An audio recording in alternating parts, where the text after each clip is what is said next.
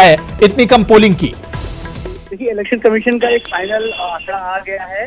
इसमें 3 जगहों को उन्होंने नंबर 1 करार दिया। उसमें सहारनपुर की गंगोह सीट है, बहराइच की बलहा सीट और प्रतापगढ़ की विधानसभा सीट है। यहाँ पर 11% पोलिंग हुई है। जहाँ तक जिक्र आप लखनऊ का कर रहे हैं, लखनऊ कैंट का रिकॉर्ड अपने आप में बहुत बद से बदतर हमेशा रहा। हालांकि लोकल एडमिनिस्ट्रेशन कई बार कोशिश करता रहा है कि उसकी वोट फीसद को बढ़ाया जाए। आप पिछले रिकॉर्ड को देखेंगे तो 2007 का जो विधानसभा इलेक्शन हुआ था उसमें सिर्फ 30% पोलिंग हुई थी। हालांकि ये पोलिंग 2012 में बढ़ करके 50% हो गई थी, और जबकि 2017 के विधानसभा इलेक्शन में भी 50% वोटिंग थी। तो ऐसे में जो इलाका पूरा कैंटोनमेंट का है उसको थोड़ा सा लखनऊ के दूसरे इलाकों से थोड़ा वीआईपी माना जाता है। आमतौर से जो एक टेंडेंसी है कि जो अपर लेवल के लोग तमाम होते हैं घरों से निकलना सुबह में बहुत ज्यादा पसंद नहीं करते हैं। हालांकि एडमिनिस्ट्रेशन ने इस बाबत ये जानकारी दी है कि दोपहर बाद जो है यहाँ पर लखनऊ कैंटोनमेंट में स्पेशली जो है वोट फीसद बढ़ने की उम्मीद है, क्योंकि लखनऊ में मौसम भी बहुत खुशगवार है और इस तरह की कोई धूप जैसी कोई बात भी नहीं है। तो अभी एडमिनिस्ट्रेशन को पूरी उम्मीद है क्योंकि शाम 6 बजे तक वोटिंग होनी है, तो ऐसे में वोट फीसद बढ़ेगा। हालांकि पूरे उत्तर प्रदेश के रेफरेंस में अगर बात करें तो सहारनपुर की गंगोह सीट और बहराइच और प्रतापगढ़, इन सीटों पर जबरदस्त लोगों का जोश देखने को मिला है। सुबह से ही 2 घंटे के अंदर 11% जो वोटिंग इस बात की तरफ इशारा कर रही है कि ये वोटिंग फीसद शाम तक 60 से भी ऊपर जा सकती है।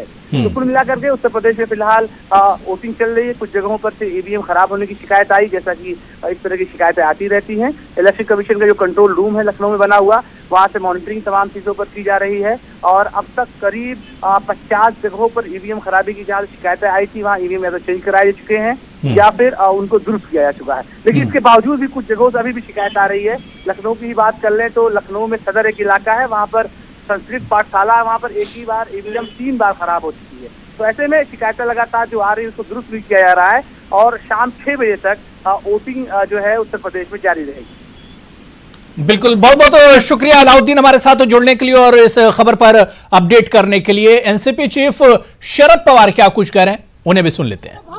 निसर्गाचं सहकार्य नसेल तरीही याच्यामध्ये मोठ्या संख्येने सहभागी होण्याची गरज आहे, आणि त्यासाठी मी सगळ्यांना आवाहन करतो, विनंती करतो की आपण मतदानामध्ये सहभागी व्हा, मतदानाची टक्केवारी वाढवा, दाखवा। तिच्या भूमिकेच्या पाठीशी महाराष्ट्राची जनता विचारानं उभी आहे, आणि त्यासाठीच हे माझं आव्हान महाराष्ट्रातल्या जनतेला आहे। मला पूर्ण विश्वास आहे की हा लोकशाहीच्या उत्साहामध्ये महाराष्ट्राच्या कानाकोपऱ्यातले मतदार उत्साहानं सहभागी होतील। कुठलाही दबाव किंवा कशाला न बळी पडता आपल्या सत्तेक बुद्धीला जे पटेल त्या पद्धतीने ते मतदान करतील।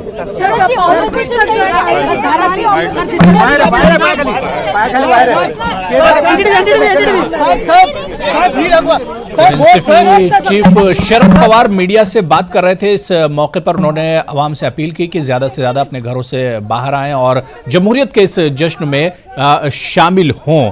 जाहिर सी बात है कि एनसीपी कांग्रेस के इत्तेहादी पार्टी है जो इस बार भी कांग्रेस के साथ मिलकर चुनाव मैदान में उतरी है, और लगातार महाराष्ट्र के चुनाव पर हम बात कर रहे हैं। 2014 के मुकाबले में 2019 में क्या कुछ बदलाव आया है, इस पर भी लगातार हम बात कर रहे हैं, और हमारा फोकस इस बात पर भी है कि पिछले 5 सालों में कितना कुछ बदलाव आया है, कितना कुछ काम हुआ है। जो वादे किए गए थे तमाम पार्टियों की तरफ से, बड़े बड़े मैनिफेस्टो आए थे, और उनमें जो वादे किए गए थे उस पर आखिर कितना काम हुआ है, इससे भी हम जानने की कोशिश कर रहे हैं। 2 खास मेहमान लगातार हमारे साथ जुड़े हुए हैं। निरंजन शेट्टी साहब स्पोक्सपर्सन है बीजेपी के, और अलनासिर जकरिया साहब लीडर हैं कांग्रेस के, दोनों मुंबई से हमारे साथ जुड़े हुए हैं। अलनासिर जकरिया साहब, ब्रेक पर जाने से पहले निरंजन शेट्टी साहब ने कई चीजें बताई थी कि मैनिफेस्टो से जुड़ी हुई जो चीजें थी पिछले 5 सालों में वहां की बीजेपी शिवसेना सरकार ने खूब उस पर काम किया, और जो वादे आवाम से किए गए थे वो वादे भी बहुत हद तक पूरे किए गए हैं।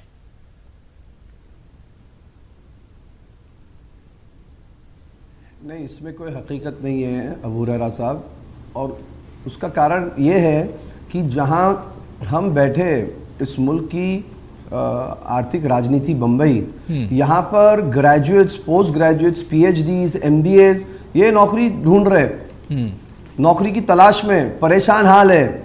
यहाँ पर इंफ्रास्ट्रक्चर ठप है। अभी अगर आप देखिए मेट्रो की बात चले, हमें इंफ्रास्ट्रक्चर चाहिए बट ऑर्गेनाइज लेवल पे, तो एनवायरमेंटल का कोई कंसिडरेशन नहीं किया गया, झाड़े काटे गए, कोर्ट के ऑर्डर वायलेट किए गए, कंटेम्प्ट ऑफ कोर्ट हुआ, बट जिसकी लाठी उसकी भैंस। तीसरी पॉइंट, अगर आप रूरल एरियाज में जाओ, किसान आत्महत्या कर रहे हैं। क्या किया इन्होंने? किसान अन्नदाता। अगर आप औरतों की सुरक्षा की बात करो, बेटी बचाओ बेटी पढ़ाओ, ये सिर्फ वादे वादे वादे वादे होते गए। जो ग्राउंड रियलिटी, अभी आपके कैमरामैन मोहिउद्दीन अंसारी वगैरह लोगों से सवाल उठा रहे हैं, अब वोटर्स सवाल कर रहे हैं कि हम भारतीय जनता पार्टी शिवसेना को वोट नहीं देंगे, हम अगर देंगे तो इंडियन नेशनल कांग्रेस को, राष्ट्रवादी को देंगे वोट। क्यों? अल नासिर ज़करिया साहब, आज लोग किसे वोट करेंगे किसे नहीं करेंगे, ये तस्वीर तो 24 तारीख को पता चल जाएगी। दूध का दूध और पानी का पानी 24 तारीख हो जाएगा कि किसने किसके हक में वोट किया है, किसको नकार दिया गया है, और किसे वो अपना एक तरह से रहनुमा बनाना चाहते हैं, लीडर बनाना चाहते हैं। ये तस्वीर तो 24 तारीख साफ होगी। अल नासिर ज़करिया साहब, अभी से कोई दावा नहीं किया जा सकता है। नहीं, बात चल रही है मैनिफेस्टो की, और अभी जो वोटर्स की जो विचारधारा है, बिल्कुल। अल नासिर ज़करिया साहब, मैं रोकना चाहूंगा, इस वक्त हरियाणा से बड़ी दिलचस्प तस्वीर आ रही है जहां पर वजीर आला मनोहर लाल खट्टर साइकिल से वोट करने के लिए पहुंच रहे हैं पोलिंग बूथ पर। यह तस्वीरें इस वक्त हम आपको राज तौर पर दिखा रहे हैं। हरियाणा के वजीर आला मनोहर लाल खट्टर साइकिल चलाते हुए वोट करने के लिए पोलिंग बूथ पर पहुंच रहे हैं। ये तस्वीरें आप देख सकते हैं कि किस तरह से कई पैगाम दे रहे हैं मनोहर लाल खट्टर। एक तो सेहत का ख्याल रखिए, जमहूरियत के इस जश्न में शामिल हो जाइए, और पॉल्यूशन से अगर बचना है तो साइकिल का इस्तेमाल किया जाए। कई मैसेज इस तस्वीर में छुपे हुए हैं।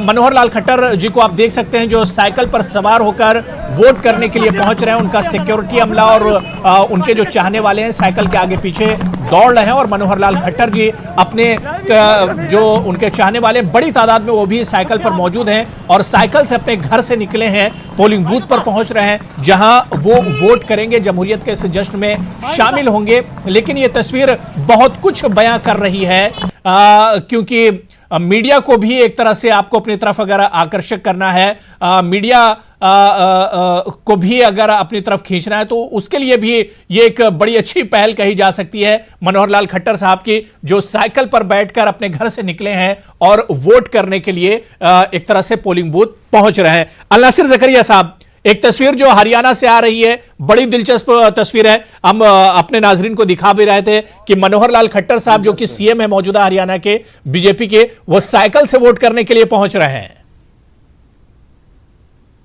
ये बहुत अच्छी तस्वीर, विजुअल्स बता रहे हैं। 5 साल तेल को धुएं में डाल दिए, अब आखिरी दिन लोगों को बता रहे कि हम साइकिल पे घूम रहे हैं। ये तो सिर्फ ये जो मीडिया और स्ट्रेटेजी और इवेंट मैनेजमेंट कोई सीखे तो इन लोगों से सीखे।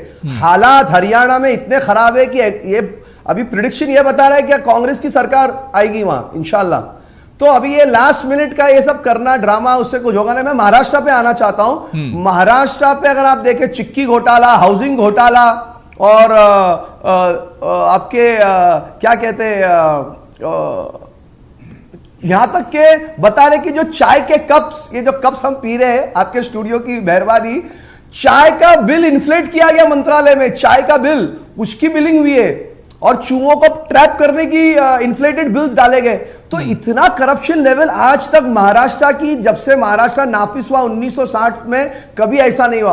और अगर कांग्रेस के लीडरान करप्शन में इन्वॉल्व थे और हुए होंगे तो कांग्रेस ने उनको पक्ष से निकाला, टिकट ही नहीं दी, उनके खिलाफ कार्रवाई की गई। तो मैं चाहता हूं निरंजन शेट्टी साहब ये भी तो बयान करें, हकीकत तो बयान करें, क्योंकि इनके लोगों को नहीं, हम हकीकत निरंजन शेट्टी साहब बैठे, वो हकीकत बताएंगे। निरंजन शेट्टी साहब बैठे हुए इस वक्त मनोहर लाल